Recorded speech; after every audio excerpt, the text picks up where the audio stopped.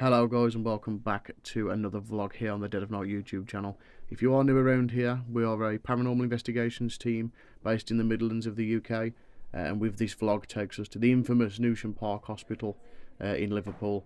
Once opened in 1874 as an orphanage, was later transformed into a general hospital that was used throughout the wars, and then later in its lifetime, kind of 1990s, was transformed into a psychiatric hospital for the criminally insane, with the likes of Ian Brady being held here at some point.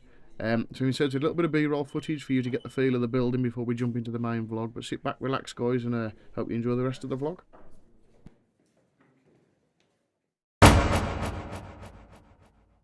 Good morning, good afternoon, good evening guys, whatever time of day it is, hope you're having a fantastic day. Out on another investigation tonight, this time Newsham Park in Liverpool. A little bit of brief history on the building before we kind of get into some experiments and stuff. It opened in 1874, originally as a children's home, called Orphanage, and then since later was turned into a general hospital. And then following that in the 90s, I believe it was turned into a psychiatric secure hospital, which, digging through some archives, a little bit of information, I think Ian Brady, one of the Moors murderers, was transferred here at some point as well. So we are literally standing in the old kitchens. The full team is here tonight, so there's me, Gab, and then Becky and Tiff are over there somewhere. So we're going to kind of set up some equipment. This time we've actually managed to grab some when we come. And I'll get the camera all set up and we can kind of see whether we can get some good responses. But yeah, I've been down here earlier on in the evening and it's been pretty good, so I've been pretty active location, so let's get it. So just to give you guys a bit of an idea, we've got a REM pod coffin set up in the doorway, a couple of cat balls dotted around our EMF this side, and one over the far side as well, and a couple of other bits of equipment dotted around, and we can see whether we can get any responses. One of my favourite pieces of equipment that we've picked up over the past couple of weeks is the music coffin. So this works on a sensor. Anything passes over the top, it's going to have to kind of set off some lights and some music, which is pretty cool. But we'll see what comes. But there is literally just the four of us down here now. So we've got the laser grid pen set up across the doorway as well. That seems to be a pretty active location. Doorways seem to be a popular thing here. We've got Becky as well. She's actually joined us tonight, but she wasn't in the first vlog, so she's the other member of Dead of Night, so there's all four of us here this evening. There she is. Remember, try some calling out and see whether we can get some responses off the equipment and stuff like that. So yeah. So spirits of Newsham Park, if you can hear my voice, I'd like you to come forward please. This was a pretty active location earlier, so if you wanted to come forward and show us that again, that'd be fantastic. So there's just some more people moving upstairs, I think. Some equipment dotted around the room if you wanted to try and go and interact with it. So we've got some little coffins for you to go and touch, they play music. And there's some items dotted around as well that just light up if you go anywhere near them, especially the one in the main doorway that's right in front of us. If you could go up and grab that antenna, that'd be absolutely amazing.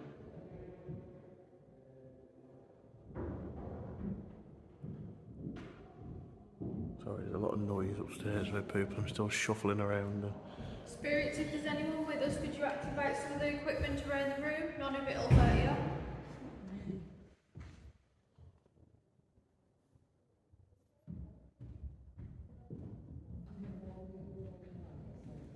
Yeah, so just to give you an idea of where we are, stated before, we're in the old kitchens.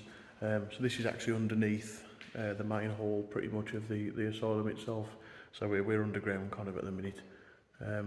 It's like kind of 2 flights of stairs to come down, so if you do hear major footsteps upstairs, there's obviously a couple of people still shuffling around. But this was a pretty hot spot early on when we kind of did our little walk around. This seems to be one of the areas that we picked up quite a lot. Disembodied voices and that kind of stuff, so hopefully we'll be able to capture a little bit more of that now. Right, so we're going to move on from that location now. Got a couple of little bits, nothing major, but we're going to try and head up to now and try and find, if we can. I mean, this place is absolutely massive. I think it's like 99,000 square feet, so it's like it's huge across like many levels. We're going to try and find what was known as the Naughty Boys corridor, because through the time of the orphanage, the tales go but there is a certain set of corridors there that children used to be locked in small cupboards for days on end. So we're going to go and try and find that, see whether we can contact any more of the child spirits here throughout the orphanage. So we'll try. Right, so up the trek towards the top of the building where that corridor is. I just wanted to point this out to you as well. This kind of gives a little bit of information about how serious this place was. These are anti-suicide nets, grids that go all the way up to the stairs at the top basically. It's just to stop patients kind of jumping off. But we're on the walk up now, I mean, to be fair, you can see this place is huge. It just corridor after corridor, and it just keeps going and going. So obviously, fingers crossed to get to the place we want to be at. But yeah, I mean, this place, like I said, this place is huge. You could literally spend just days just kind of getting lost all around here. And I mean, that's the view there, and kind of where you can see it's literally just pitch black. So we've managed to find it. We're in the naughty boys corridor. I mean, this thing stretches all the way back there. And this is, like I said, basically where kids would kind of be disciplined, if you like. They'd be locked up in small rooms for days on end, just fed basic rations, bread, water, that kind of thing. I can kind of flip the camera out and give you a look, kind of the small spaces that they kind of was trapped in. I'll give you guys a look. So it is literally like this small little crawl space. I'll try and get in here. But yeah, there was basically just, I mean, I can't even stand up in here, to be honest with you. It's kind of sloped roof, and they'd just be meant to sit in here for days on end, kind of trapped in. That's hence why it's called the naughty boys corridor. But yeah, I mean, how horrible would it have been for somebody to sit in these conditions, even for a few minutes, let alone for a few hours. Obviously, there is literally just door after door. There's literally loads of them all the way down the corridor, left and right, both sides. Cheating. Cheating.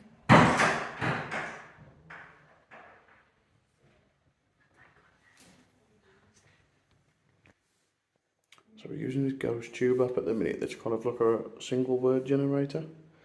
See whether we kind of get some intelligent responses. That's the responses we're looking for, is kind of direct answers to questions. So we've actually got two. We've got one, and Becky's got the other one as well. So we kind of see whether we can compare the two, whether we get close to being similar responses. There's been a few names come through so far. That's like I'm close. Who are you close to, Spirit?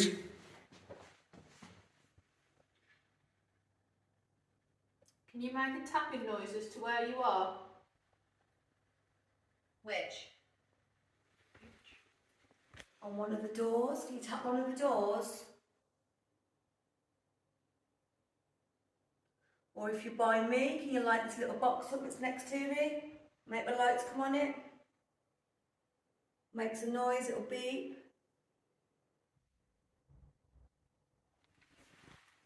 There was a bang that way, but I'm not sure if that was another team. Can you copy this noise for me?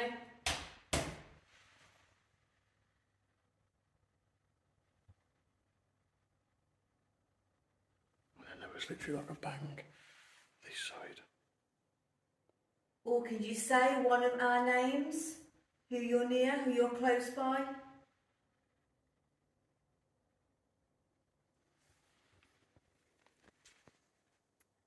So there's like a lot of tapping that's kind of happening up and down the corridors, both sides of us. So it seems like we might be communicating with more than one spirit here. Or if not, they're definitely running up and down the corridor, either side. It's got a pretty strange atmosphere up here.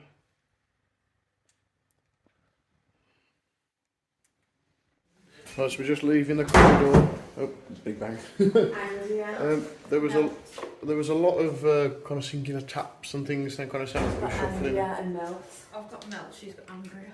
Okay, so there's the ghost tube is still throwing up some words. It had like a really weird quiet spell, but even the whole corridor seemed to get really still. There wasn't any sounds, and all of a sudden it kind of come back, and there was kind of more taps again. The ghost tube was throwing up more words and stuff like that. So we're kind of now just heading out. We've still got the equipment running just to see whether we kind of pick up anything on the way out, and then obviously I'll wrap everything up as we get to the end. Not a very long vlog today. To be fair with you, he was quite really engrossed in the visuals and stuff that we were doing.